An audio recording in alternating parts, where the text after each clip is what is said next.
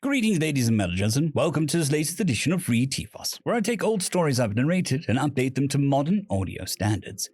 This particular story is called Any Tool is a Hammer, written by LgFatherAnthrocite. The ingenuity of humans is simply amazing. They can take the most random collection of useless crap and make something useful out of it.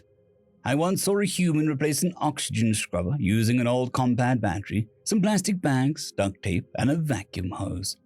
I have a friend who works in interstellar shipping, and he told me a story about a human patching a broken warp regulator using nothing but a spatula from the mess hall and a couple of screws, just long enough to get the ship to port.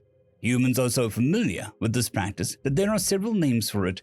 Jerry-rigging, MacGyvering, and bodging are all terms used to describe this practice. There are more, I'm sure. There is a story about human troops who were faced with a ravine they couldn't cross. They had no tools beyond knives and guns, and some assorted hand tools any soldier might carry. What they did have was explosives and rope. They used the explosives to blow through the chunks of the trees, and then used ropes tied to the treetop and wrapped around the other tree's limbs to lower the trees across the ravine. The product, duct tape, is alarmingly present in a great many such stories. So prevalent, in fact, that I admit to having bought several rolls of the stuff myself. I must admit, it is hardly ever the best tool for the job. It is the best tool for the job right now. Humans in particular enjoy pushing the limits of utility with this product, using it to make everything from storage containers to clothing. Sometimes I wonder why they do such things. There are only two answers I've ever received, in some form or another. Because I can, and even more disturbingly, because I wanted to see if I could. To see the height of such human shenanigans, one merely has to search human data nets for the term Rube Goldberg device. Countless videos exist of humans having built complex multi-stage devices that ran ridiculous spaces and take a comparatively huge amount of time to accomplish a simple task, which often can be done in moments and barehanded. Why? Why? Because I wanted to. If you ever spend any time around human combat troops in the field, you learn the military has its own phrases for such thing. Field expedient repair and non-standard use are a couple. It should be noted that humans can also use the seemingly innate skill to devise traps and weapons. Pitfalls and snares are amongst the earliest forms of hunting with tools. Humans, armed with just rocks and sharpened sticks, are not to be trifled with.